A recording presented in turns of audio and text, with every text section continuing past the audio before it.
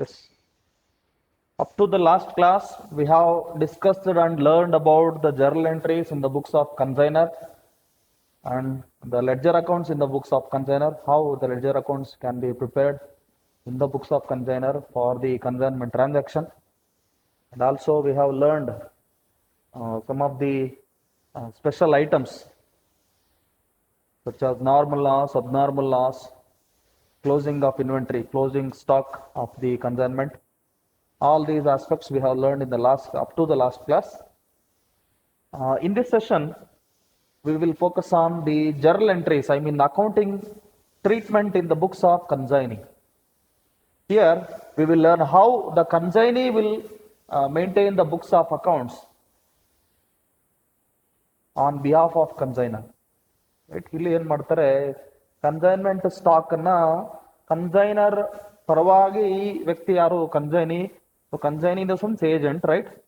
So this agent, I mean this consignee will sell the goods on behalf of consignor. ಹಾಗೇನೆ advance ಅನ್ನ ಕೊಟ್ಟಿರ್ತಾರೆ, right? Sales ಮಾಡಿದಾಗ sale profits ಬರುತ್ತೆ, income ಬರುತ್ತೆ, right? Revenue generate ಆಗುತ್ತೆ. ಹಾಗೆ ಈ ಸೇಲ್ಸ್ ಮಾಡುವಾಗ ಒಂದಷ್ಟು ಎಕ್ಸ್ಪೆಂಡಿಚರ್ ಕೂಡ ಮಾಡಿರ್ತಾರೆ.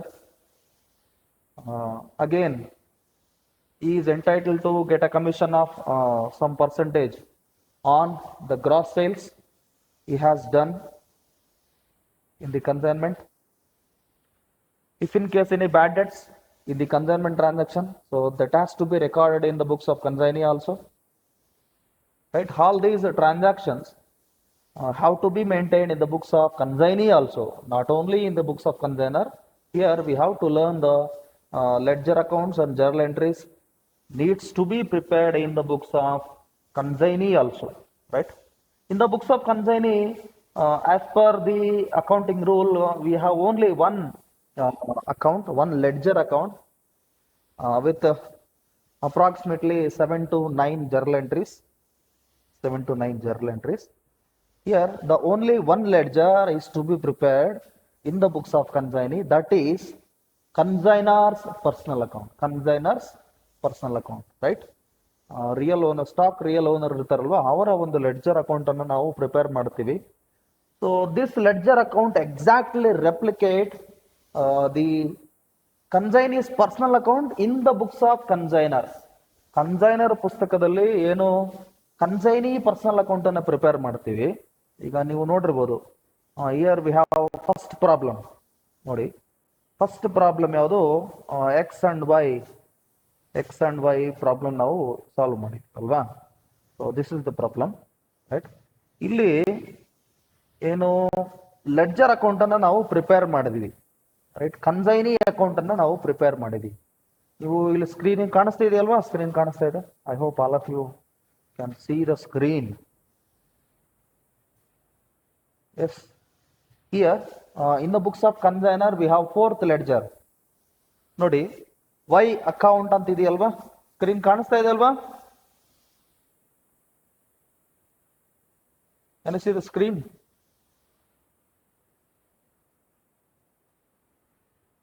Yes. Okay, fine. ನೋಡಿ, ಇಲ್ಲೇನಾಯ್ತು, ಕನ್ಸೈನಿ ಪರ್ಸನಲ್ ಅಕೌಂಟ್ ಅಂದ್ರೆ ಇನ್ ದ ಬುಕ್ಸ್ ಆಫ್ ಕನ್ಸೈನರ್. ನಾವು ಇದುವರೆಗೂ ಕಲ್ತಿದ್ದು ಹೇಳ್ತಾ ಇದ್ದೀನಿ, ರೈಟ್? ಅವರ ಪ್ರೀವಿಯಸ್ ಕ್ಲಾಸ್ ವರೆಗೂ ಕೂಡ ಏನು ಜರ್ನಲ್ ಎಂಟ್ರೀಸ್ ನಾವು ಕಲ್ತಿದೀವಿ ಅದನ್ನ ಹೇಳ್ತಾ ಇದ್ದೀನಿ.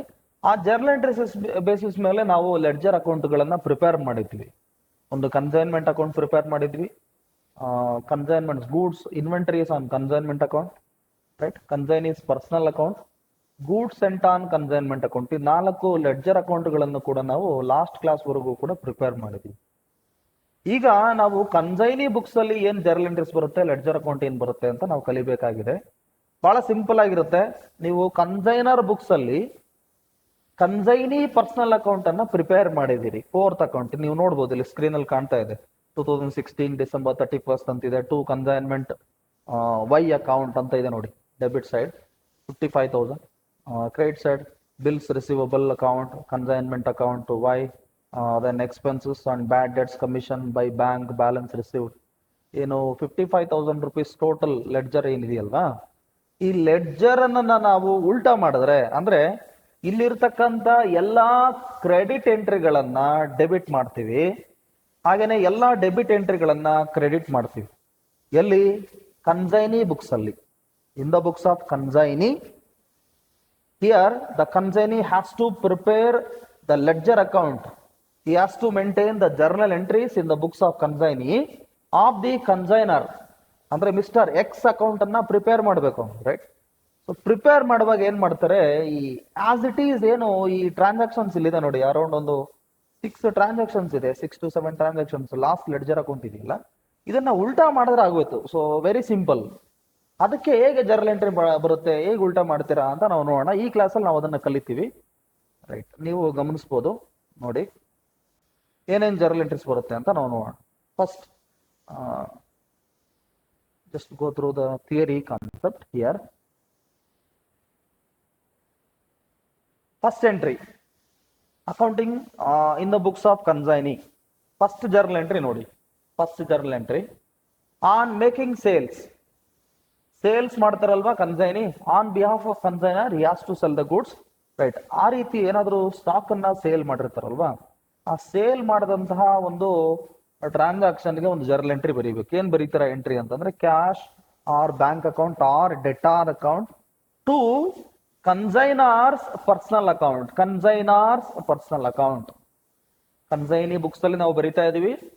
ಇಲ್ಲಿ ಪರ್ಸನಲ್ ಅಕೌಂಟ್ ಯಾರು ಬರುತ್ತೆ? ಈಗ ಕನ್ಸೈನಾರ್ಸ್ ಪರ್ಸನಲ್ ಅಕೌಂಟ್ ಏನಾಗುತ್ತೆ, ಕ್ರೆಡಿಟ್ ಆಗುತ್ತೆ. ಸೇಲ್ ಮಾಡಿದಾಗ ನಮಗೆ ಕ್ಯಾಶ್ ಅಥವಾ ಚೆಕ್ ಮುಖಾಂತರ ಅಮೌಂಟ್ ಬಂದಿರುತ್ತೆ, ಹಾಗಾಗಿ ನಾವೇನ್ ಮಾಡ್ತೀವಿ. ಇನ್ನು ಕ್ರೆಡಿಟ್ ಸೇಲ್ಸ್ ಏನಾಗಿದ್ರೆ ಡೆಟಾರ್ಸ್ ಅಕೌಂಟ್ ಕ್ರಿಯೇಟ್ ಆಗಿದೆ, ಅಂದ್ರೆ ಕಸ್ಟಮರ್ ಅಕೌಂಟ್ ಕ್ರಿಯೇಟ್ ಆಗುತ್ತೆ. ಹಾಗಾಗಿ ಏನ್ ಮಾಡಿದೀವಿ, cash account or bank account or debtors account. ನೋಡಿ, ಈ 3 ಅಕೌಂಟ್ ಅನ್ನ ಕೂಡ ನಾವು ಅಕೌಂಟಿಂಗ್ ರೂಲ್ಸ್ ಅಪ್ಲೈ ಮಾಡಿದಾಗ ಏನಾಗುತ್ತೆ, ಸೇಲ್ ಮಾಡ್ತೀವಿ. ಯಾವುದೇ ಗೂಡ್ಸ್ ಅನ್ನ ಸೇಲ್ ಮಾಡಿದಾಗ ನಮಗೆ ಕ್ಯಾಶ್ ಬರುತ್ತಲ್ವಾ, ಕ್ಯಾಶ್ ಅಥವಾ ಬ್ಯಾಂಕ್ ಮುಖಾಂತರ ಅಮೌಂಟ್ ಬರ್ಬೋದು ಅನ್ಕೊಳ್ಳಿ, right? Cash or banks balances comes under the current asset. Current assets are comes under the real account rule. Real account rule ಏನು ಹೇಳುತ್ತೆ, debit what comes in, credit what goes out, right? If we made a sales, we will get cash or we will receive some transfers, some money transfers from some other party, right? ಹಾಗಾಗಿ ನಾವೇನ್ ಮಾಡ್ಬೇಕು, ಇಲ್ಲಿ entry cash ಅಥವಾ bank account ಅನ್ನ debit ಮಾಡ್ತೀವಿ. Because asset is coming into the business, so that cash or bank account is debited to the consignor's personal account, right? ಇಲ್ಲಿ debtor account ಅನ್ನು ಕೂಡ ಮೆನ್ಷನ್ ಮಾಡಿದೀನಿ. ಯಾವಾಗ ಡೆಟಾರ್ ಅಕೌಂಟ್ ಬರುತ್ತೆ ಅಂತಂದ್ರೆ, ಒಂದು ವೇಳೆ if there is any credit sales in the consignment transaction, credit sales ಇದ್ದಾಗ ಏನಾಗುತ್ತೆ, ಡೆಟಾರ್ಸ್ ಅಕೌಂಟ್ ಅನ್ನು ನಾವು ಕ್ರಿಯೇಟ್ ಮಾಡ್ಬೇಕು, ರೈಟ್? ಟೋಟಲಿ ಕ್ರೆಡಿಟ್ ಸೇಲ್ಸ್ ಏನಾದ್ರು ಬಂದಿದ್ರೆ ಅಲ್ಲಿ ನಾವು ಏನು ಡೆಟಾರ್ಸ್ ಅಕೌಂಟ್, ಕಸ್ಟಮರ್ಸ್ ಅಕೌಂಟ್ ಅನ್ನ ಕ್ರಿಯೇಟ್ ಮಾಡ್ಕೋಬೇಕು, ರೈಟ್? ಬಹುತೇಕ ಕ್ರೆಡಿಟ್ ಸೇಲ್ಸ್ ಗಳು ಕಡಿಮೆ ಬರೋದು ಡೆಲ್ ಕ್ರೆಡರ್ ಕಮಿಷನ್ ಇದ್ದಾಗ ಮಾತ್ರ ಬರುತ್ತೆ. ಹಾಗಾಗಿ cash or bank account first ಏನ್ ಮಾಡಿ ನಾವು ಎಂಟ್ರಿ ಪಾಸ್ ಮಾಡ್ತೀವಿ. To consignor's personal account. Consignor personal account ಇಲ್ಲಿ ಏನಾಗುತ್ತೆ, ಕ್ರೆಡಿಟ್ ಆಗುತ್ತೆ. ಎಂಟ್ರಿ ನಂಬರ್ 2, ಕನ್ಸೈನಿ ಈ ಸೇಲ್ಸ್ ಅನ್ನ ಮಾಡೋದಕ್ಕೋಸ್ಕರ ಒಂದಷ್ಟು ಎಕ್ಸ್ಪೆಂಡಿಚರ್ ಅನ್ನ ಸ್ಪೆಂಡ್ ಮಾಡಿರ್ತಾನೆ, ರೈಟ್? ಜೊತೆಗೆ ಅವನಿಗೆ ಕಮಿಷನ್ ಕೂಡ ಬರಬೇಕು, ರೈಟ್? ಕಮಿಷನ್ ಆಗಿರ್ಬೋದು, ಎಕ್ಸ್ಪೆಂಡಿಚರ್ ಆಗಿರ್ಬೋದು, ಬ್ಯಾಡ್ ಡೆಟ್ಸ್ ಆಗಿರ್ಬೋದು, ಈ ಎಲ್ಲವೂ ಕೂಡ ಕನ್ಸೈನರ್ಗೆ ಲಾಸ್ಗಳೇ ಅಲ್ವಾ? ಕನ್ಸೈನರ್ಗೆ ಆಗಿರ್ಬೋದು ಅಥವಾ ಕನ್ಸೈನಿಗೆ ಆಗಿರ್ಬೋದು. ಕಮಿಷನ್ ಒಂದು ಬಿಟ್ಟು ಇನ್ನೆಲ್ಲವೂ ಲಾಸೇ, ಎಲ್ಲವೂ ಎಕ್ಸ್ಪೆಂಡಿಚರ್ಗಳೇ ಅಲ್ವಾ? ಆವಾಗ ಎಂಟ್ರೀಸ್ ಏನ್ ಬರುತ್ತೆ ನೋಡಿ. ಒಂದ್ ವೇಳೆ ಕಮಿಷನ್ ಇತ್ತು ಅನ್ಕೊಳ್ಳಿ, ಕಮಿಷನ್ ಇತ್ತು, ರೈಟ್? ಕಮಿಷನ್ ಇದ್ದಾಗ ಅಥವಾ ಎಕ್ಸ್ಪೆಂಡಿಚರ್ ಇದ್ದಾಗ ಎರಡನ್ನೂ ಒಟ್ಟಿಗೆ ಬರೀಬಹುದು, ಏನ್ ಸಮಸ್ಯೆ ಇಲ್ಲ. ಬಟ್ ಸಪರೇಟ್ ತೋರಿಸಿದ್ರೆ ನಿಮಗೆ ಒಂದು ಕ್ಲಾರಿಟಿ ಸಿಗುತ್ತೆ. ಎಕ್ಸ್ಪೆಂಡಿಚರ್ಗೆ ಎಂಟ್ರಿ ಏನ್ ಬರುತ್ತೆ, ಒಂದ್ ವೇಳೆ ಕನ್ಸೈನಿ ಏನಾದ್ರೂ ಎಕ್ಸ್ಪೆಂಡಿಚರ್ ಮಾಡಿದ್ರೆ ಕನ್ಸೈನರ್ಸ್ ಪರ್ಸನಲ್ ಅಕೌಂಟ್ ಡೆಬಿಟ್ ಆಗುತ್ತೆ, ಬ್ಯಾಂಕ್ ಅಕೌಂಟ್ ಕ್ರೆಡಿಟ್ ಆಗುತ್ತೆ. ಇಲ್ಲಿ ಕನ್ಸೈನರ್ ಪರ್ಸನಲ್ ಅಕೌಂಟ್ ಯಾಕಾಯ್ತು ಅಂತಂದ್ರೆ, ಈ ಎಕ್ಸ್ಪೆಂಡಿಚರ್ ಏನು ಕನ್ಸೈನಿ ಸ್ಪೆಂಡ್ ಮಾಡ್ತಾರಲ್ವಾ, ಅದರ ಬೆನಿಫಿಟ್ ಯಾರಿಗ ಹೋಗುತ್ತೆ, ಕನ್ಸೈನರ್ ತಾನೆ. ಅಂದ್ರೆ on behalf of consignor he is selling the goods, he is spending the money, expenditure as expenditure, right? So that the benefit receiver is the consigner. ಹಾಗೆ ಇನ್ನೊಂದು ರೀತಿನೂ ಕೂಡ ನಾವು ಅಪ್ಲೈ ಮಾಡಬಹುದು ರೂಲ್ ಇನ್ನ. ಇಲ್ಲಿ ಇನ್ನೊಂದು ರೀತಿ ಹೇಗೆ ನಾವು ರೂಲ್ ಅಪ್ಲೈ ಮಾಡಬಹುದು ಅಂತಂದ್ರೆ, here the benefit receiver is the consignor, right? Sorry, amount ಅಂದ್ರೆ ಈಗ ಎಕ್ಸ್ಪೆಂಡಿಚರ್ ಇವನು ಸ್ಪೆಂಡ್ ಮಾಡಿರ್ತಾರಲ್ವಾ, ಯಾರು ಕನ್ಸೈನಿ ಸ್ಪೆಂಡ್ ಮಾಡಿರ್ತಾರೆ. Hello, my dear students, am I audible? Little bit network issues are there. Hello, am I audible to all of you? ಕೇಳಿಸ್ತಾ ಇದೆಯೇನಮ್ಮ? Hello, okay okay, ಹಾ right.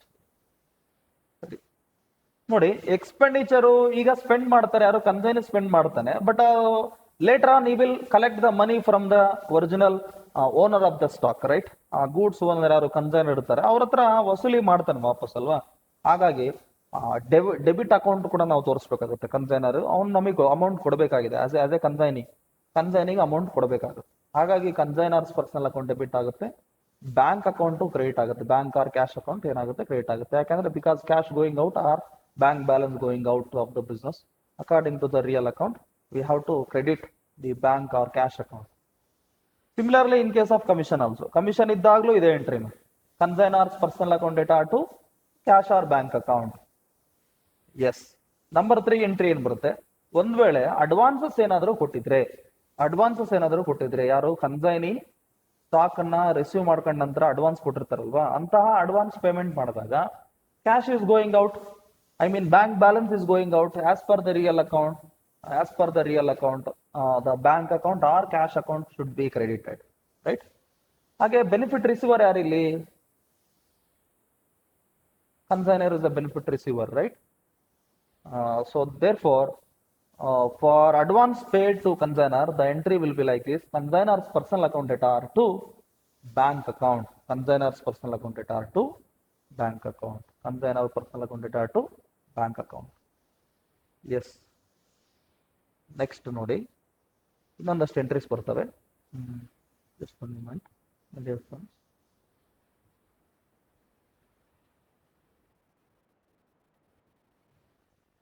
Entry number 4, ಬ್ಯಾಡ್ debts ಏನಾದರೂ ಆ ಒಂದು consignment transaction ಅಲ್ಲಿ ಇದ್ದಾಗ ಹೇಗೆ entry ಬರುತ್ತೆ? ಬ್ಯಾಡ್ debts ಇದ್ದಾಗ ನೋಡಿ, ಫಾರ್ ರೆಕಾರ್ಡಿಂಗ್ ಬ್ಯಾಡ್ ಡೆಟ್ಸ್ ಇಲ್ಲಿ 2 ರೀತಿ ಇರುತ್ತೆ. ಒಂದು ಡೆಲ್ ಕ್ರೆಡರ್ ಕಮಿಷನ್ ಕೊಟ್ಟಿದ್ರೆ ಎಂಟ್ರಿ ಬೇರೆ ಎಂಟ್ರಿ ಬರುತ್ತೆ, ಹಾಗೇನೆ ಡೆಲ್ ಕ್ರೆಡರ್ ಕಮಿಷನ್ ಕೊಟ್ಟಿಲ್ಲ ಅಂತಂದಾಗ ಬೇರೆ ರೀತಿ ಎಂಟ್ರಿ ಬರುತ್ತೆ. ಫಸ್ಟ್ ಬ್ಯಾಡ್ ಡೆಟ್ಸ್ಗೆ ನಾವು ಎಂಟ್ರಿ ಬರೆಯೋಣ. ಅಂದ್ರೆ ಮೊದಲು ಬ್ಯಾಡ್ ಡೆಟ್ಸ್ ಬಂದಿದೆ, ವೆದರ್ ಈ receive del credere commission or not, that is different. But bad debts ಅಂತೂ ಬಂದಿದೆ ಅಲ್ವಾ, ಅದನ್ನ ಫಸ್ಟ್ ನಾವು ಅಕೌಂಟ್ ಮಾಡಬೇಕು. ಹಾಗಾಗಿ ಬ್ಯಾಡ್ ಡೆಟ್ಸ್ ರೆಕಾರ್ಡ್ ಮಾಡ್ಲಿಕ್ಕೆ ಎಂಟ್ರಿ ಈ ತರ ಇರುತ್ತೆ: bad debts account debtor to customers account. Customer account ಅಂದ್ರೆ ಯಾರು ಇಲ್ಲಿ? ಕಸ್ಟಮರ್ ಅಂದ್ರೆ ಡೆಟಾರ್, ರೈಟ್? ಸೊ ಇವರು ನಮಗೆ ಅಮೌಂಟ್ ಕೊಡಬೇಕಾಗಿತ್ತು, ಕೊಟ್ಟಿಲ್ಲ, ಲಾಸ್ ಆಯ್ತು. ಸೊ ಲಾಸ್ ಆದಾಗ ಬ್ಯಾಡ್ debts, any loss R any expenditure should be debited as per the nominal account. Any loss or any expenditure should be debited to the debited as per the nominal account. Bad debts account data to customer's account. And ಒಂದ್ ವೇಳೆ ಅಲ್ಲಿ del credere commission ಇದ್ರೆ, del credere commission ಕೊಟ್ಟಿದ್ರೆ, point B ನೋಡಿ, when del credere commission is allowed, del credere commission ಏನಾದರೂ ಯಾರಿಗೆ ಕನ್ಸೈನಿಗೆ ಕೊಟ್ಟಿದ್ರೆ entry ಏನಾಗುತ್ತೆ? ಕಮಿಷನ್ ಅಕೌಂಟ್ ಡೆಬಿಟ್ ಆಗುತ್ತೆ, ಬ್ಯಾಡ್ ಡೆಟ್ಸ್ ಅಕೌಂಟ್ ಕ್ರಿಯೇಟ್ ಆಗುತ್ತೆ. ಅಂದ್ರೆ ಇಲ್ಲೇನ್ ಬ್ಯಾಡ್ ಡೆಟ್ಸ್ ಕ್ರಿಯೇಟ್ ಆಯ್ತಲ್ವಾ, ಈ ಅಮೌಂಟ್, ಈ ಬ್ಯಾಡ್ ಡೆಟ್ಸ್ ಅಮೌಂಟ್ ಏನ್ ಕ್ರಿಯೇಟ್ ಆಯ್ತು, ಆ ಲಾಸ್ ಅನ್ನ ಕಮಿಷನ್ ಅಲ್ಲಿ ಕಾಂಪನ್ಸೇಟ್ ಮಾಡ್ತೀವಿ, ಕಮಿಷನ್ ಅಲ್ಲಿ ಸೆಟ್ ಆಫ್ ಮಾಡ್ತೀವಿ. ಅಂದ್ರೆ ಫಾರ್ ಎಕ್ಸಾಂಪಲ್ ನೋಡಿ, ಕಮಿಷನ್ ಒಂದು 5,000 rupees ಬರಬೇಕಾಗಿತ್ತು ಅನ್ಕೊಳ್ಳಿ, ಒಂದು 500 ರೂಪಾಯಿ ಏನಾಗುತ್ತೆ ಬ್ಯಾಡ್ ಡೆಟ್ಸ್ ಕ್ರಿಯೇಟ್ ಆಗುತ್ತೆ. ಕಮಿಷನ್ ಎಷ್ಟು ಬರ್ತವಾಗ? 4,500 ಮಾತ್ರ. ಅಂದ್ರೆ ನಮ್ಮ ಕಮಿಷನ್ ಏನಾಯ್ತು, ನಮ್ಮ ಇನ್ಕಮ್ ಏನಾಯ್ತು ರೆಡ್ಯೂಸ್ ಆಯ್ತು. ಹೀಗೆ ಯಾಕೆ ಈ ರೀತಿ ಸೆಟ್ ಅಪ್ ಮಾಡಬೇಕು ಅಂತಂದ್ರೆ, in order to maintain or in order to obey the risk of the loss from the bad debts. ಈ ಲಾಸ್ ಅನ್ನ ಅವನು ಮ್ಯಾನೇಜ್ ಮಾಡಬೇಕು, ಬ್ಯಾಡ್ ಡೆಟ್ಸ್ ಸಾಧ್ಯವಾದಷ್ಟು ಕಡಿಮೆ ಆಗ್ಬೇಕು ಅನ್ನೋ ಕಾರಣಕ್ಕೇನೆ ಏನ್ ಮಾಡಿರ್ತಾರೆ, ಈ ಡೆಲ್ ಕ್ರೆಡರ್ ಕಮಿಷನ್ ಅನ್ನ ಕೊಡ್ತೀನಿ. ನೋಡಪ್ಪ, ನಾನು ಸ್ಟಾಕ್ ಅನ್ನ ಕೊಡ್ತಾ ಇದ್ದೀನಿ, ಯಾರು ಕನ್ಸೈನರ್ ಹೇಳುವಂಥದ್ದು, ಸ್ಟಾಕ್ ಅನ್ನ ಕೊಡ್ತೀನಿ, ನನಗೆ ಯಾವುದೇ ರೀತಿ ಲಾಸು ಬರ್ದಂಗೆ ನೀನೇನ್ ಮಾಡ್ಬೇಕು, ಮ್ಯಾನೇಜ್ ಮಾಡ್ಬೇಕು. ಏನೇ ಲಾಸ್ ಬಂದ್ರು ಅಥವಾ ಯಾರೇ ಕಸ್ಟಮರ್ ದುಡ್ಡು ಕೊಡದೆ ಹೋದ್ರೆ ಏನ್ ಮಾಡ್ಬೇಕು, ನೀನೇ ಅದನ್ನ ಹೊಣೆಗಾರಿಕೆ ಹೊತ್ತಿರ್ತೀಯ. ಹಾಗಾಗಿ ನನಗೆ ಲಾಸ್ ನನಗೆ ಸಂಬಂಧ ಇಲ್ಲ, ಸ್ಟಾಕ್ ಇಷ್ಟಕ್ಕೆ ಸೇಲ್ ಮಾಡ್ಬೇಕಂತ ಹೇಳಿದೀನಿ, ಅಷ್ಟಕ್ಕೆ ಸೇಲ್ ಮಾಡ್ಬೇಕಷ್ಟೇ, ಬೇಕಾದ್ರೆ ನೀನು ಎಕ್ಸ್ಟ್ರಾ ಕಮಿಷನ್ ತಗೋ ಅಂತೇಳಿ ಒಂದು ಅಗ್ರಿಮೆಂಟ್ ಅನ್ನ ಮಾಡ್ಕೊಂಡಿರ್ತಾರೆ. ಆ ರೀತಿ ಅಗ್ರಿಮೆಂಟ್ ಇದ್ರೆ ಅದನ್ನ ಡೆಲ್ ಕ್ರೆಡರ್ ಕಮಿಷನ್ ಅಂತ ಕರಿತೀವಿ. ಎಕ್ಸ್ಟ್ರಾ ಕಮಿಷನ್ ಏನ್ ಕೊಡ್ತಾರಲ್ವಾ, in order to recover the bad debts, right? So this del credere commission is to be given to the consignee. ಒಂದ್ ವೇಳೆ ಡೆಲ್ ಕ್ರೆಡರ್ ಕಮಿಷನ್ ಕೊಟ್ಟಿದ್ರೆ ಬ್ಯಾಡ್ ಡೆಟ್ಸ್ ಲಾಸ್ ಯಾರಿಗಾಗತ್ತೆ? ಕನ್ಸೈನಿಗೆ ಆಗುತ್ತೆ. ಯಾಕೆಂತಂದ್ರೆ ಅವನಿಗೆ ಕಮಿಷನ್ ಬರ್ತಾ ಇದೆ, ಆ ಕಮಿಷನ್ ಅಲ್ಲಿ ಅದು ಅಡ್ಜಸ್ಟ್ ಆಗುತ್ತೆ. ಬರ್ತಕ್ಕಂಥ ಕಮಿಷನ್ 5000 ಇದ್ದು ಬ್ಯಾಡ್ ಡೆಟ್ಸ್ ಒಂದು 500 rupees ಇದ್ರೆ 4000 ಮಾತ್ರ ಕಮಿಷನ್ ಉಳ್ಕೋತು ಅಂತ. ಸೊ ಆ ರೀತಿ ನಾವು ಇಲ್ಲಿ ಅಕೌಂಟಿಂಗ್ ಮೇಂಟೈನ್ ಮಾಡಬೇಕಾಗುತ್ತೆ. So if in case del credere commission ಕೊಡದೇ ಇದ್ದಾಗ ಆಗತಕ್ಕಂತ ಬ್ಯಾಡ್ ಡೆಟ್ಸ್ ಗಳು, ಲಾಸ್ ಗಳೇನ್ ಬರುತ್ತೆ, ಅಂತಹ ಲಾಸ್ ಗಳಿಗೆ ನೇರ ಹೊಣೆಗಾರರು ಯಾರಾಗಿರ್ತಾರೆ ಅಂತಂದ್ರೆ ಕನ್ಸೈನರೇ ಆಗಿರ್ತಾನೆ. ಯಾಕೆಂದ್ರೆ ಕನ್ಸೈನರು ಇಲ್ಲಿ ಬ್ಯಾಡ್ ಡೆಟ್ಸ್ ಕಡಿಮೆ ಮಾಡ್ಲಿಕ್ಕೆ ಯಾವುದೇ ರೀತಿಯ ರೆಸ್ಪಾನ್ಸಿಬಿಲಿಟಿಯನ್ನ ಕನ್ಸೈನಿಗೆ ಕೊಟ್ಟಿಲ್ಲ, ಯಾವುದೇ ರೀತಿ ಬೆನಿಫಿಟ್ಸ್ ಅನ್ನ ಅವನು ಕೊಡ್ತಾ ಇಲ್ಲ ಯಾರು ಕನ್ಸೈನರ್. ಹಾಗಾಗಿ ಅಂತಹ ಲಾಸ್ ನ ಹೊಣೆಗಾರಿಕೆಯನ್ನ ಇವನು ಹೊತ್ಕೊಳ್ಳೋದಿಲ್ಲ ಯಾರು ಕನ್ಸೈನಿ. ಯಾವುದೇ ರೀತಿ is not ready to bear any loss due to bad debts ಅಂತ ಹೇಳ್ಬೋದು, ರೈಟ್. ಹಾಗೇನಾದ್ರೂ ಇದ್ರೆ ಅಂದ್ರೆ ಡೆಲ್ ಕ್ರೆಡರ್ ಕಮಿಷನ್ ಏನಾದ್ರೂ ಕೊಡದೇ ಇದ್ದಂತ ಸಂದರ್ಭದಲ್ಲಿ ಏನಾಗುತ್ತೆ, ಎಂಟ್ರಿ ನೋಡಿ, ಕನ್ಸೈನರ್ ಪರ್ಸನಲ್ ಅಕೌಂಟ್ ಡೆಬಿಟ್ ಆಗುತ್ತೆ, ಬ್ಯಾಡ್ ಡೆಟ್ಸ್ ಅಕೌಂಟ್ ಕ್ರೆಡಿಟ್ ಆಗುತ್ತೆ. ಕನ್ಸೈನರ್ಸ್ ಪರ್ಸನಲ್ ಅಕೌಂಟ್ ಡೆಬಿಟ್ ಆಗುತ್ತೆ, ಬ್ಯಾಡ್ ಡೆಟ್ಸ್ ಅಕೌಂಟ್ ಕ್ರೆಡಿಟ್ ಆಗುತ್ತೆ, ರೈಟ್. ಹಾಗೆ ಇನ್ನೊಂದು ಲಾಸ್ಟ್ ಎಂಟ್ರಿ ನಂಬರ್ 6 ಏನ್ ಬರುತ್ತೆ ಅಂತಂದ್ರೆ, ಎಂಟ್ರಿ ನಂಬರ್ 6 ಫೈನಲ್ ಸೆಟಲ್ಮೆಂಟ್ ಮಾಡ್ತಾರೆ, ರೈಟ್. ಫೈನಲ್ ಸೆಟಲ್ಮೆಂಟ್ ಏನಾದ್ರು ಮಾಡಿದ್ರೆ ಆ ಫೈನಲ್ ಅಮೌಂಟ್ ಅನ್ನ ಏನು ಎಷ್ಟು ಅಮೌಂಟ್ ಡ್ಯೂ ಇರುತ್ತೆ, ಆ ಡ್ಯೂ ಇರತಕ್ಕಂತ ಅಮೌಂಟ್ ಅನ್ನ ಕೊಡ್ಬೇಕಲ್ವಾ, ಯಾರಿಗೆ ಕನ್ಸೈನರ್ ಕೊಡಬೇಕು. ಅವಾಗ್ಲೂ ಕೂಡ so is the receiver of the benefit.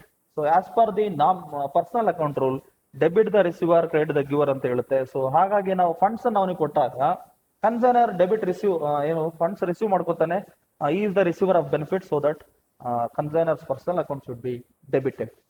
Debit the consignor personal account and credit the cash or bank account. Cheque ಕಳಿಸಿದ್ರೆ ಬ್ಯಾಂಕ್ ಅಕೌಂಟ್ ಬರಿತೀವಿ, ಕ್ಯಾಶ್ ಸೆಟಲ್ಮೆಂಟ್ ಮಾಡಿದ್ರೆ ಕ್ಯಾಶ್ ಅಕೌಂಟ್ ಅಂತ ಬರೀತೀವಿ. ಓಕೆ, ಸೊ ಈ ರೀತಿ ಒಂದು 5-6 ಎಂಟ್ರೀಸ್ ಬರ್ತವೆ. ಮ್ಯಾಕ್ಸಿಮಮ್ 7 ಎಂಟ್ರೀಸ್, 9 ಎಂಟ್ರೀಸ್ ಅಷ್ಟೇ ಬರುತ್ತೆ. ಕೆಲವು ಕಡೆ ನಾರ್ಮಲ್ ಲಾಸ್, ಅಬ್ನಾರ್ಮಲ್ ಲಾಸ್ ಎಲ್ಲ ಬಂದಾಗ ಸ್ವಲ್ಪ ಚೇಂಜಸ್ ಆಗುತ್ತಲ್ವ, ಅದಕ್ಕೋಸ್ಕರ ಹೇಳ್ತಾ ಇರೋದು. ಇಲ್ಲಿ ಈ ಟ್ರಾನ್ಸಾಕ್ಷನ್ಸ್ ಅಲ್ಲಿ ನಾರ್ಮಲ್ ಲಾಸ್, ಅಬ್ನಾರ್ಮಲ್ ಲಾಸ್ ಅನ್ನ ಮೆನ್ಷನ್ ಮಾಡಿಲ್ಲ ನಾನು. ಅದರ ಒಂದು ಪಾಯಿಂಟ್ ಅನ್ನು ನೆಕ್ಸ್ಟ್ ಕ್ಲಾಸ್ ಅಲ್ಲಿ, ನೆಕ್ಸ್ಟ್ ಸೆಷನ್ ಅಲ್ಲಿ ನಾವು ಡಿಸ್ಕಸ್ ಮಾಡ್ತಾ ಹೋಗೋಣ, ಸರಿನಾ. ಈಗ ಏನ್ ಮಾಡಿ, ಸದ್ಯ ಈ 6 ಎಂಟ್ರೀಸ್ ಅನ್ನ ಮಾತ್ರ ನೀವು ಕಲಿಬೇಕು. ಜಾಸ್ತಿ ಓವರ್ಲೋಡ್ ಆಗಿದ್ರೆ, ಸಿಲೆಬಸ್ ಓವರ್ಲೋಡ್ ಆದ್ರೆ ಏನಾಗುತ್ತೆ ನಿಮಗೆ, ಇದೇನಪ್ಪ ಇಷ್ಟು ಹೆವಿ ಇದೆ ಬರ್ಡನ್ ಅಂತ ಅನ್ಸ್ಬೋದು. ಹಾಗಾಗಿ ಬೇಡ, ಹಂತವಾಗಿ ನಾನು ಕಲಿಸ್ಲಿಕ್ಕೆ ಪ್ರಯತ್ನ ಮಾಡ್ತೀನಿ. ಎಲ್ಲರೂ ಕೂಡ ವಿಡಿಯೋಸ್ ಅನ್ನ ನೀವು ಮತ್ತೊಮ್ಮೆ ನೋಡ್ತಾ ಇರಬೇಕು, ರೈಟ್. ಯಾಕಂದ್ರೆ ಸುಮಾರು ಜನ ಆನ್ಲೈನ್ ಕ್ಲಾಸಿಗೆ ಬರ್ತಾ ಇಲ್ಲ. ನಿಮ್ಮ ಫ್ರೆಂಡ್ಸ್ಗೂ ಹೇಳಿ ಆನ್ಲೈನ್ ಕ್ಲಾಸಿಗೆ ಜಾಯ್ನ್ ಆಗಕ್ಕೆ ಹೇಳಿ. ಹಾಗೇನೇನೆ ಒಂದ್ ವೇಳೆ ಕ್ಲಾಸಿಗೆ ಬಂದಿಲ್ಲ ಅಂತಂದ್ರೆ ಏನ್ ಮಾಡ್ಬೇಕು, ಅಟ್ಲೀಸ್ಟ್ ಆ ವಿಡಿಯೋ ರೆಕಾರ್ಡ್ ಮಾಡಿ ಹಾಕಿರ್ತೀವಿ, ಆ ರೆಕಾರ್ಡೆಡ್ ವಿಡಿಯೋನಾದ್ರೂ ನೀವು ನೋಡ್ಬೇಕು, ರೈಟ್. ಸೊ ನಿಮ್ ಫ್ರೆಂಡ್ಸ್ಗೆ ಕಮ್ಯುನಿಕೇಟ್ ಮಾಡಿ.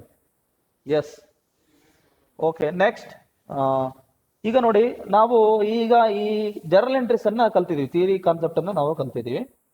ಫಸ್ಟ್ ಪ್ರಾಬ್ಲಮ್ಗೆ ಈ journal entries in the books of consignee ನಾವು ಅಪ್ಲೈ ಮಾಡೋಣ. ಹೇಗಿರುತ್ತೆ ಜರ್ನಲ್ ಎಂಟ್ರೀಸ್, ಅಕೌಂಟಿಂಗ್ ಟ್ರೀಟ್ಮೆಂಟ್ ಹೇಗಿರುತ್ತೆ ನೋಡೋಣ. ಓಕೆ, ಫಸ್ಟ್ ಪ್ರಾಬ್ಲಮ್ ಇತ್ತು ನೋಡಿ, ಯಾವುದು, XY. ಈ ಜರ್ನಲ್ ಎಂಟ್ರಿ ಇತ್ತಲ್ವಾ ನೋಡಿ, ಇದು ಸ್ಕ್ರೀನ್ ಕಾಣ್ತಾ ಇದೆ ಅಲ್ವಾ ನಿಮಗೆ students? Can you see the screen? Can you see the problem? First problem ನೀವೆಲ್ಲ ನೋಟ್ಬುಕ್ ಅಲ್ಲೂ ಕೂಡ ಬರ್ಕೊಂಡಿದ್ದೀರಾ ಅಲ್ವಾ? Hello, please respond.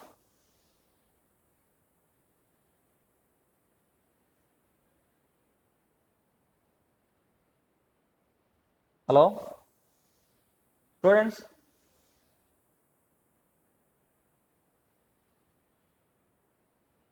Okay screen ಕಾಣಿಸ್ತಾ ಇದಲ್ವಾ?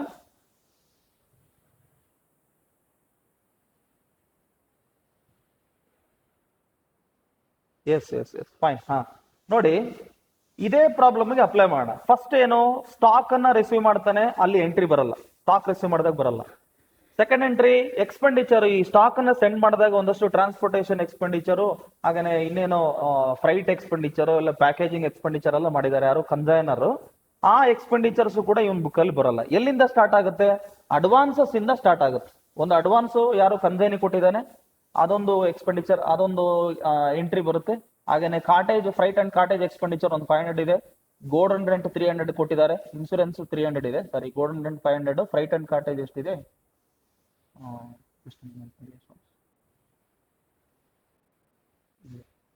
2000 ಫ್ರೈಟ್ ಅಂಡ್ ಕಾಟೇಜ್.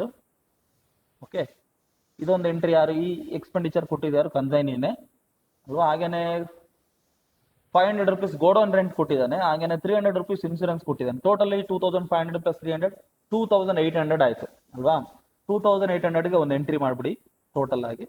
ಇನ್ನು ಅಕೌಂಟ್ ಸೇಲ್ಸ್ ಕಳಿಸಿದಾಗ ಅಮೌಂಟ್ ಡ್ಯೂ ಇತ್ತು, ನಾನು 1/4 ಸ್ಟಾಕ್ ಅನ್ನ ಹಾಗೆ ಸ್ಟಾಕ್ ಉಳಿದುಕೊಂಡಿದ್ದೀನಿ ಅಂತ ಹೇಳಿ ಅಕೌಂಟ್ ಸೇಲ್ಸ್ ಅಲ್ಲಿ ಕಳಿಸಿದ್ದ. ಆ ಅಕೌಂಟ್ ಸೇಲ್ಸ್ ಅಲ್ಲಿ ಏನೆಲ್ಲ ಮೆನ್ಷನ್ ಮಾಡಿದ್ದ ನೋಡಿ, ಅಕೌಂಟ್ ಸೇಲ್ಸ್ ನೋಡ್ಕೊಳ್ಳಿ ನೀವು. ಅಕೌಂಟ್ ಸೇಲ್ಸ್ ನಾವು ಲಾಸ್ಟ್ ಕ್ಲಾಸ್ ಅಲ್ಲಿ ನಾವು ಡಿಸ್ಕಸ್ ಮಾಡಿದೀವಿ ಆಗ್ತಾನೆ. ಅಕೌಂಟ್ ಸೇಲ್ಸ್ ನೋಡ್ಕೊಳ್ಳಿ, ಇಲ್ಲಿದೆ account sales. Just moment, here we have account sales. ನೋಡಿ 55,000 ರುಪೀಸ್ ಏನು ಸೇಲ್ಸ್ ಅನ್ನ ಮಾಡಿದ್ದ ಅಂತ ಹೇಳಿ ಕೊಟ್ಟಿದ್ದ ಅಲ್ವಾ. ಈ ಟೋಟಲಿ ಈ ಇನ್ the books of consignee books ಅಲ್ಲಿ ಎಂಟ್ರೀಸ್ ಏನ್ ಬರ್ತಾವಲ್ವಾ, ಈ ಎಂಟೈರ್ ಅಕೌಂಟ್ ಸೇಲ್ಸ್ ಏನು ಟ್ರಾನ್ಸಾಕ್ಷನ್ಸ್ ಬರುತ್ತೆ, ಆ ಅಕೌಂಟ್ ಸೇಲ್ಸ್ ಅಲ್ಲಿ ಬರ್ತಕ್ಕಂಥ ಎಲ್ಲಾ ಟ್ರಾನ್ಸಾಕ್ಷನ್ಸ್ ಗೆ ಎಂಟ್ರಿ ಬರೀಬೇಕು. ರೈಟ್, ಬಹಳ ಸಿಂಪಲ್. ಅಕೌಂಟ್ ಸೇಲ್ಸ್ ಅನ್ನ ಪ್ರಿಪೇರ್ ಮಾಡಿದ್ರೆ ಕನ್ಸೈನಿ ಬುಕ್ಸ್ ಅಲ್ಲಿ ನಾವು ಅಕೌಂಟ್ ಜರ್ನಲ್ ಎಂಟ್ರೀಸ್ ಬರೆಯೋದು ಬಹಳ ಸುಲಭ ಅಂತ ಹೇಳ್ಬೋದು. ರೈಟ್, ನೋಡಿ ಮತ್ತೆ ನೀವು ಅಕೌಂಟ್ ಸೇಲ್ಸ್ ಅನ್ನು ಪ್ರಿಪೇರ್ ಮಾಡ್ಕೊಂಡಿರ್ತೀರಲ್ವಾ, ವಾಪಸ್ ಪ್ರಾಬ್ಲಮ್ ನೋಡೋ ಅಗತ್ಯನೂ ಇರಲ್ಲ. ಯಾಕಂದ್ರೆ ಆ ಪ್ರಾಬ್ಲಮ್ ಅಲ್ಲಿ ಏನೇನು ಇನ್ಫಾರ್ಮೇಶನ್ ಇದೆ ಆ ಇನ್ಫಾರ್ಮೇಶನ್ ಆಧಾರದ ಮೇಲೆ ನೀವು ಪ್ರಿಪೇರ್ ಮಾಡ್ಬಿಟ್ಟಿರ್ತೀರಿ ಅಕೌಂಟ್ ಸೇಲ್ಸ್. ಅಕೌಂಟ್ ಸೇಲ್ಸ್ ನ ಆಧಾರದ ಮೇಲೆ ನಾವೇನ್ ಮಾಡಬೇಕು, ಕನ್ಸೈನರ್ ಅಕೌಂಟ್ ಅನ್ನ ಪ್ರಿಪೇರ್ ಮಾಡ್ಬೇಕು. ಇಲ್ಲಿ ಕನ್ಸೈನಿ ಬುಕ್ಸ್ ಅಲ್ಲಿ ಫಸ್ಟ್ ಎಂಟ್ರಿ 55,000 ಸೇಲ್ ಪ್ರಾಫಿಟ್ಸ್ ಇದೆ. ನೋಡಿ ನಾವು ಥಿಯರಿ ಓದ್ತಾ ಇದೀವಿ, 5-6 ಜರ್ನಲ್ ಎಂಟ್ರಿ ನೋಡುವಾಗ ಈಗ ಜಸ್ಟ್ ಈ ಫ್ಯೂ ಮಿನಿಟ್ಸ್ ಬ್ಯಾಕ್ ನಾವು ನೋಡ್ತಾ ಇದ್ದೀವಲ್ವಾ, ಏನು ಸೇಲ್ ಪ್ರಾಫಿಟ್ಸ್ ಒಂದು ಎಂಟ್ರಿ ಬರುತ್ತೆ ಅಂತ ಹೇಳಿದೆ ಅಲ್ವಾ, 55,000 ಎಂಟ್ರಿ. ಹಾಗೇನೆ ಫ್ರೈಟು ಕಾಟೇಜ್ ಇದೆ, ಗೋಡನ್ ರೆಂಟ್ ಇದೆ, ಇನ್ಶೂರೆನ್ಸ್ ಇದೆ. ಈ 3 ಐಟಮ್ಸ್ ಅನ್ನು ಸೇರಿಸಿ ಎಷ್ಟು 2,800 ಆಗುತ್ತೆ. ಇದಕ್ಕೊಂದು ಎಂಟ್ರಿ ಬರ್ದ್ಬಿಡಿ. ಓಕೆ, ಇದು ಎಂಟ್ರಿ ನಂಬರ್ 1, ಇದು entry number 2. And then bad debts ಇರೋದ್ರಿಂದ ಬ್ಯಾಡ್ ಡೆಟ್ಸ್ ಒಂದು ಎಂಟ್ರಿ ಬರುತ್ತೆ. ರೈಟ್, ಕಮಿಷನ್ ಇದೆ 5,500, ಅದಕ್ಕೊಂದು ಎಂಟ್ರಿ ಬರುತ್ತೆ. ಓಕೆ, ಹಾಗೇನೆ ಅಡ್ವಾನ್ಸ್ ಕೊಟ್ಟಿದ್ದ 30,000 ರುಪೀಸ್. ರೈಟ್, ಅದಕ್ಕೊಂದು entry, 5th entry. And final balance ಏನು ಸೆಟಲ್ಮೆಂಟ್ ಮಾಡ್ತಾನೆ 16,100 ರೂಪಾಯಿ, ಇದಕ್ಕೆ 6th ಎಂಟ್ರಿ. ನೋಡಿ 6 ಎಂಟ್ರಿಗಳು ಬಹಳ ಕ್ಲಿಯರ್ ಆಗಿ ಕಾಣ್ತಾ ಇದೆ. ಈ ಅಕೌಂಟ್ ಸೇಲ್ಸ್ ಅಲ್ಲಿ ಇರೋ ಪ್ರಕಾರ ನಾವು ಎಂಟ್ರಿ ಬರೆಯೋಣ. ನೋಡಿ ಹೇಗೆ ಅಕೌಂಟಿಂಗ್ ಟ್ರೀಟ್ಮೆಂಟ್ ಇರುತ್ತೆ ಅಂತ ನಾವು ನೋಡೋಣ. ಜಸ್ಟ್ ಒಂದು moment. Journal entries in the books of consignee. Journal entries in the books of consignee. Format ಹಾಕಿ dear students. Journal entries in the books of consignee, date column, particulars column, LF number, debit credit column. First entry ಏನ್ ಬರುತ್ತೆ, ಇಲ್ಲೆಲ್ಲವೂ ಕೂಡ year end date 31st December 2016 date ಅಲ್ವಾ. Sale process ಅವಾಗಿಂದನೇ start ಆಗುತ್ತೆ. ಆದ್ರೆ advance ಮಾತ್ರ ಒಂದು ಏನೋ ಸ್ಟಾಕ್ ನ ರಿಸೀವ್ ಮಾಡಿದಂತ 3 months ಲೇಟ್ ಆಗಿ ಕ್ಲಿಯರೆನ್ಸ್ ಆಗುತ್ತೆ ಅಂತ ಹೇಳಿದ್ರಲ್ವಾ. ಈ ಕಂಡೀಷನ್ ಇತ್ತು, ಪ್ರಾಬ್ಲಮ್ ಅಲ್ಲಿ ಇತ್ತು ಆ ತರ ಕಂಡೀಷನ್. ಹಾಗಾಗಿ ಇಲ್ಲಿ ಫಸ್ಟ್ ಅಡ್ವಾನ್ಸ್ ಎಂಟ್ರಿ ಬರಿಬೇಕಾಗಿತ್ತು. ಇರ್ಲಿ, ಏನಾಗಲ್ಲ, ಆರ್ಡರ್ ವೈಸ್ ಇದ್ರೆ ಏನು ಸಮಸ್ಯೆ ಇಲ್ಲ. Cash or bank account or debtors account is debited. Sale profits ಇದ್ರೆ ನಾವು ನೋಡಿದ್ವಲ್ಲ, ಫಸ್ಟ್ ಟ್ರಾನ್ಸಾಕ್ಷನ್ ನೋಡಿದ್ವಲ್ವಾ, ನೋಡಿದ್ರಿ ತಾನೆ ಫಸ್ಟ್ ಟ್ರಾನ್ಸಾಕ್ಷನ್ ಇಲ್ಲಿದೆ ನೋಡಿ. Journal entry number 1, cash or bank account or debtors account debited to consignor's personal account. ಅದನ್ನು ನಾವು ಬರೀತೀವಿ. Cash or bank account or debtors account is debited. ಎಷ್ಟಕ್ಕೆ ಸೇಲ್ ಮಾಡಿದ್ದು, 55,000ಕ್ಕೆ ಸೇಲ್ ಮಾಡಿದ್ರು. To consignor account, consignor personal account ಏನ್ ಮಾಡಬೇಕು, create ಮಾಡಬೇಕು. ಸೊ ಇಲ್ಲಿ ಕನ್ಸೈನರ್ ಯಾರು, ಎಕ್ಸ್ ಅಲ್ವಾ. ಸೊ ಎಕ್ಸ್ ಅಕೌಂಟ್ ನಾವೇನ್ ಮಾಡ್ತೀವಿ, ಸೊ ಕ್ರಿಯೇಟ್ ಮಾಡ್ತೀವಿ. ಬೀಯಿಂಗ್ ಗೂಡ್ಸ್ ಸೋಲ್ಡ್ ಅಂತ ಬರ್ಕೊಳ್ಳಿ. ಇಲ್ಲಿ ಸೆಂಟ್ ಅಂತ ಇದೆ, ಆಕ್ಚುಲಿ ಸೋಲ್ಡ್, ಗೂಡ್ಸ್ ಸೋಲ್ಡ್ ಅಂತ ಕನ್ಸೈನ್ಮೆಂಟ್ ಅಂತ ನರೇಶನ್ ಬರೀಬೇಕು. ಇನ್ನು ಎಂಟ್ರಿ ನಂಬರ್ 2 ಏನ್ ಬರುತ್ತೆ ನೋಡಿ, ಎಕ್ಸ್ಪೆಂಡಿಚರು ಕಮಿಷನ್ ಇದೆ. ಅವಾಗ ಕನ್ಸೈನರ್ ಪರ್ಸನಲ್ ಅಕೌಂಟ್ ಡೆಬಿಟ್ ಆಗುತ್ತೆ, ಬ್ಯಾಂಕ್ ಅಕೌಂಟ್ ಕ್ರೆಡಿಟ್ ಆಗುತ್ತೆ. ಫಸ್ಟ್ ಎಕ್ಸ್ಪೆಂಡಿಚರ್ ಬರ್ದಿದ್ದೀವಿ, same date mister X consignor account ಏನಾಯ್ತು, ಡೆಬಿಟ್ ಆಯ್ತಲ್ವಾ. ಇಲ್ಲಿ ನೋಡ್ಕೋಬೇಕು, ಇಲ್ಲಿ ಕಾಣುತ್ತೆ ನೋಡಿ, ಕನ್ಸೈನರ್ ಪರ್ಸನಲ್ ಅಕೌಂಟ್ ಡೆಬಿಟ್ ಆಗುತ್ತೆ expenditure. Right, consignor personal account X account debit 2,800 to cash or bank account being expenses paid for consignment. ಇನ್ನು ಕಮಿಷನ್ ಇದೆ. ಓಕೆ, ಇನ್ನು ಕಮಿಷನ್ ಇದೆ. ಕಮಿಷನ್ಗೂ same entry, consignor personal account debit ಆಗಬೇಕು, bank account credit ಆಗಬೇಕು. Right, ನೋಡಿ 1 second. Commission ಇಲ್ಲಿದೆ, 4th entry ನೋಡ್ಕೊಳ್ಳಿ. Consignor personal account X account debit to commission account 5,500 ಬರ್ದಿದ್ದೀವಿ ಅಲ್ವಾ. ಇನ್ನೊಂದು ಎಂಟ್ರಿ ಏನು, ಅಡ್ವಾನ್ಸ್ ಪೇಮೆಂಟ್ ಮಾಡಿದ್ರೆ ಕನ್ಸೈನರ್ ಪರ್ಸನಲ್ ಅಕೌಂಟ್ ಡೆಬಿಟ್ ಆಗುತ್ತೆ, ಬ್ಯಾಂಕ್ ಅಕೌಂಟ್ ಅಥವಾ ಕ್ಯಾಶ್ ಅಕೌಂಟ್ ಕ್ರೆಡಿಟ್ ಆಗುತ್ತೆ. ಎಂಟ್ರಿ ನಂಬರ್ 3 ನೋಡ್ಕೊಳ್ಳಿ. ಎಂಟ್ರಿ ನಂಬರ್ 3 ಇಲ್ಲಿ ಡೇಟ್ ಹಾಕಿದ್ದೀನಿ 6th October 2016. ಯಾಕೆಂದ್ರೆ ಅವ್ನು 3ನೇ ತಾರೀಕು ಜುಲೈಗೆ ಸ್ಟಾಕ್ ತಗೊಂಡಿದ್ದ. ಆದ್ರೆ 3 ತಿಂಗಳು ಲೇಟ್ ಆಗಿ ಅವನಿಗೆ ಏನಾಗುತ್ತೆ, ಅಡ್ವಾನ್ಸ್ ಕ್ಲಿಯರೆನ್ಸ್ ಆಗುತ್ತೆ ಅಂತ ಪ್ರಾಬ್ಲಮ್ ಸೆಂಟೆನ್ಸ್ ಅಲ್ಲಿ ಇತ್ತು. ಅದನ್ನ ನಾವು ಇಲ್ಲಿ ಬರ್ದಿ ಡೇಟ್ ಬರ್ದಿದ್ದಕ್ಕೋಸ್ಕರ. So consignor personal account data 30,000 rupees advance ಕೊಟ್ಟಿದ್ದು to cash or bank account. Okay, ಕಮಿಷನ್ಗೆ ಎಂಟ್ರಿ ಸೇಮ್ ಆಗಿದೆ. ಇನ್ನು ನೆಕ್ಸ್ಟ್ ನೋಡಿ, ಇಲ್ಲಿ ಬ್ಯಾಡ್ ಡೆಟ್ಸ್ ಇರೋದ್ರಿಂದ ಬ್ಯಾಡ್ ಡೆಟ್ಸ್ಗೆ ಒಂದು ಎಂಟ್ರಿ ಬರುತ್ತೆ. ಓಕೆ, ಬ್ಯಾಡ್ ಡೆಟ್ಸ್ಗೆ ಒಂದು ಎಂಟ್ರಿ ಬರುತ್ತೆ. ಬ್ಯಾಡ್ ಡೆಟ್ಸ್ಗೆ ಎಂಟ್ರಿ ಏನು ನೋಡಪ್ಪ, ಕೊನೆಗೆ ನೋಡ್ಕೊಳ್ಳಿ. ಇಲ್ಲಿದೆ ಬ್ಯಾಡ್ ಡೆಟ್ಸ್. ಡೆಲ್ ಕ್ರೆಡರ್ ಕಮಿಷನ್ ಇಲ್ಲಿ ರಿಸೀವ್ ಮಾಡ್ತಾ ಇಲ್ಲ ಅಲ್ವಾ, ಡೆಲ್ ಕ್ರೆಡರ್ ಕಮಿಷನ್ ಇವನು ತಗೊಳ್ತಾ ಇಲ್ಲ. ಹಾಗಾಗಿ ಕನ್ಸೈನರ್ ಪರ್ಸನಲ್ ಅಕೌಂಟ್ ಏನಾಗುತ್ತೆ, ಕನ್ಸೈನರ್ ಪರ್ಸನಲ್ ಅಕೌಂಟ್ ಏನಾಗುತ್ತೆ, ಡೆಬಿಟ್ ಆಗುತ್ತೆ. ನೋಡ್ಕೋಬೇಕು ಇಲ್ಲಿ ಅನೋಟೇಟ್ ಮಾಡ್ತಾ ಇದೆ ನೋಡಿ. ಡೆಲ್ ಕ್ರೆಡರ್ ಕಮಿಷನ್ ಇವನು ರಿಸೀವ್ ಮಾಡ್ತಾ ಇಲ್ಲ, ಹಾಗಾಗಿ ಕನ್ಸೈನರ್ ಪರ್ಸನಲ್ ಅಕೌಂಟ್ ಡೆಬಿಟ್ ಮಾಡ್ತೀವಿ, ಬ್ಯಾಡ್ ಡೆಟ್ಸ್ ಅಕೌಂಟ್ ಕ್ರೆಡಿಟ್ ಮಾಡ್ತೀವಿ. Okay, bad debts account credit ಮಾಡ್ತೀವಿ. ಎಂಟ್ರಿ ಬರ್ಕೊಳ್ಳಿ. ಕನ್ಸೈನರ್ ಪರ್ಸನಲ್ ಅಕೌಂಟ್ ಡೆಬಿಟ್ ಆಗುತ್ತೆ, ಬ್ಯಾಡ್ ಡೆಟ್ಸ್ ಅಕೌಂಟ್ ಏನಾಯ್ತು, ಕ್ರೆಡಿಟ್ ಆಯ್ತು. Being bad debts on consignment. How much? 600 rupees, right? Yes. ಹಾಗೇನೆ ಇನ್ನು final settlement ಒಂದಿದೆ ಎಂಟ್ರಿ. ಫೈನಲ್ ಸೆಟಲ್ಮೆಂಟ್ ಆಗ್ಲಿ ಹೇಳಿದೆ ನಾನು, ಎಷ್ಟು? 16,100 rupees. ಅಲ್ಲಿ ಅಕೌಂಟ್ ಸೇಲ್ಸ್ ಅಲ್ಲಿ ಡೀಟೇಲ್ಸ್ ಇದೆ, ನೋಡ್ಬೋದು. ಅಕೌಂಟ್ ಸೇಲ್ಸ್ ಅಲ್ಲಿ ಆ ಡೀಟೇಲ್ಸ್ ಇದೆ, ಇಲ್ಲಿ ಗಮನಿಸಿ ನೋಡಿ, ಇಲ್ಲಿ ಕಾಣ್ತಾ ಇದೆ ನೋಡಿ, ಅಕೌಂಟ್ ಸೇಲ್ಸ್ ಅಲ್ಲಿ ಇದೆ 16,100 ಅಕೌಂಟ್ ಸೇಲ್ಸ್. ಅದು ಪೆಂಡಿಂಗ್ ಪೇಮೆಂಟ್ ಇತ್ತು, ಅದು ಪೇಮೆಂಟ್ ಮಾಡ್ತಾರೆ, ಸೆಟಲ್ಮೆಂಟ್ ಮಾಡ್ತಾರೆ, ಅದಕ್ಕೊಂದು ಎಂಟ್ರಿ ಬರೀತೀರಾ. Debit the receiver, consignor personal account debit 16,100 to cash is going out or check is going out, bank balance is going out to cash or bank account, right? 16,100 being final settlement made. So this is how we have to prepare the journal entries in the books of consignee about the consignment transaction, right? Consignment transaction ಸಂಬಂಧಪಟ್ಟ ಹಾಗೆ ಈ ರೀತಿ ನಾವು journal entries ಅನ್ನ ಬರೀಬೇಕಾಗುತ್ತೆ. Okay my dear students, ಈಗ hello, ಎಲ್ರಿಗೂ ಈ concept ಅರ್ಥ ಆಯ್ತಲ್ವಾ? Journal entries students, hello?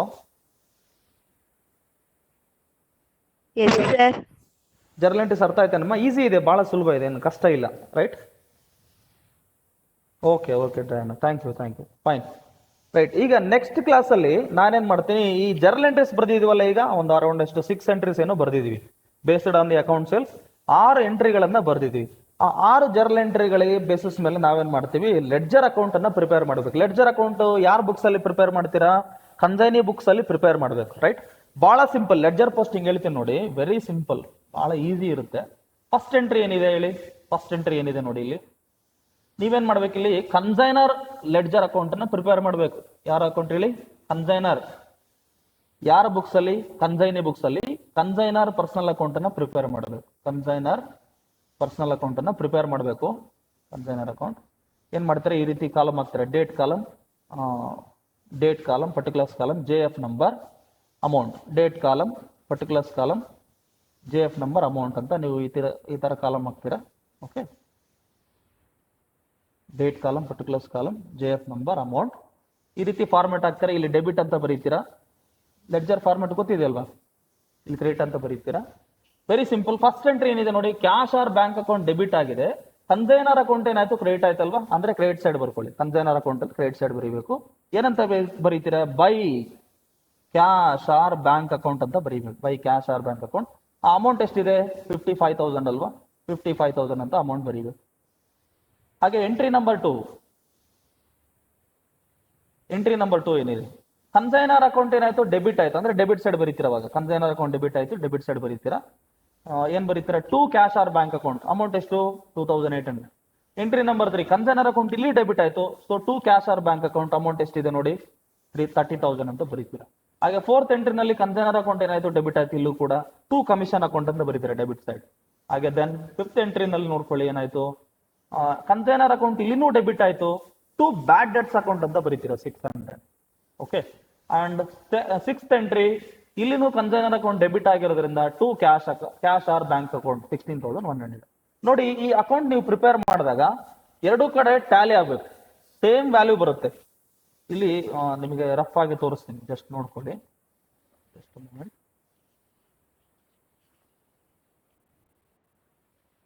ಒಂದೇ ಒಂದು ಕ್ರೆಡಿಟ್ ಎಂಟ್ರಿ, ಎಲ್ಲವೂ ಕೂಡ 5 ಡೆಬಿಟ್ ಎಂಟ್ರಿಗಳು ಬರ್ತವೆ. ಇಲ್ಲಿ ನೋಡಿ, ಸ್ಕ್ರೀನ್ ಕಾಣ್ತಾ ಇದೆ ಅಲ್ವಾ? ಲೆಡ್ಜರ್ ಅಕೌಂಟ್ ಈ ತರ ಬರುತ್ತೆ. ಜಸ್ಟ್ ಬ್ರೀಫ್ ಆಗಿ ನಾನು ಹೇಳ್ತಾ ಇದ್ದೀನಿ ಸ್ಟೂಡೆಂಟ್ಸ್. ಒಂದು ಡೆಬಿಟ್ ಎಂಟ್ರಿ ಅಲ್ವೇನಮ್ಮ? ಹಲೋ, ಒಂದು ಕ್ರೆಡಿಟ್ ಎಂಟ್ರಿ, ಸರಿ. First transaction credit entry, 55,000 credit entry ಅಲ್ವಾ? ರೈಟ್. ಇನ್ನು ಉಳಿದಂತೆ ಎಲ್ಲವೂ ಕೂಡ debit entry. 2,800 expenditure, 30,000 advance, 600 bad debts, 5,500 commission, 16,100 final settlement. ಎರಡನ್ನ ಟೋಟಲ್ ಮಾಡಿ ಸೇಮ್ ಅಮೌಂಟ್ ಬರುತ್ತೆ, ರೈಟ್? ಈ ರೀತಿ ಟ್ಯಾಲಿ ಮಾಡ್ಬೇಕು. ಓಕೆ, ಈ ಲೆಡ್ಜರ್ ಅಕೌಂಟ್ ಟ್ರೈ ಮಾಡ್ತೀರಾ, ಪ್ರಿಪೇರ್ ಮಾಡ್ತೀರಾ? Hello, yes sir. ಪ್ರಿಪೇರ್ ಮಾಡಿ ನೀವೇನ್ ಮಾಡಿ ನನಗೆ ಫೋಟೋ ತೆಗೆದ್ಬಿಟ್ಟು ಗ್ರೂಪ್ ಅಲ್ಲಿ ಶೇರ್ ಮಾಡಬೇಕು. ಮಾಡ್ತೀರಾ? ಆಗ್ಬೋದಾ? Yes sir. Okay, thank you. So this is all about this class. And next session ನಾನೇನ್ ಮಾಡ್ತೀನಿ, ಇನ್ನು ಇನ್ಮೇಲೆ ಪ್ರಾಬ್ಲಮ್ಸ್ ಹೇಗಿರುತ್ತೆ ಅಂದ್ರೆ, ಒಂದೊಂದು ಪ್ರಾಬ್ಲಮ್ ಅಲ್ಲಿ journal entries in the books of consignor, journal entries in the books of consignee, both the parties account ಅಲ್ಲೂ ಕೂಡ ನಾವು ಬರಿತೀವಿ. ಹಾಗೆ ಎರಡೂ ಕಡೆನೂ ಲೆಡ್ಜರ್ ಅಕೌಂಟ್ ಪ್ರಿಪೇರ್ ಮಾಡಬೇಕು. ಕನ್ಸೈನರ್ ಬುಕ್ಸ್ ಅಲ್ಲಿ ಲೆಡ್ಜರ್ ಅಕೌಂಟ್ ಮಾಡಬೇಕು, ಹಾಗೆ ಕನ್ಸೈನಿ ಬುಕ್ಸ್ ಅಲ್ಲೂ ಕೂಡ ಲೆಡ್ಜರ್ ಅಕೌಂಟ್ ಮಾಡಬೇಕು. ಈ ತರಹದ ಪ್ರಾಬ್ಲಮ್ಗಳು ಸ್ಟಾರ್ಟ್ ಆಗುತ್ತೆ, ರೈಟ್? ಇಷ್ಟನ್ನ ನೀವು ಪ್ರಾಕ್ಟೀಸ್ ಮಾಡ್ತಾ ಹೋಗಿ. Okay, thank you. Just a moment, ಯಾರು ಕೂಡ ಲೆಫ್ಟ್ ಆಗಬೇಡಿ. ಅನುಪಮ ಲೆಫ್ಟ್ ಆದ್ರೆ ಆಗ್ಲೇನೆ. ಜಸ್ಟ್ ಅ ಮೂಮೆಂಟ್, ಯಾರು ಲೆಫ್ಟ್ ಆಗಬೇಡಿ, ಒಂದು ಸ್ಕ್ರೀನ್ ಶಾಟ್ ತಗೋತೀವಿ. Thank you, thank you my dear students.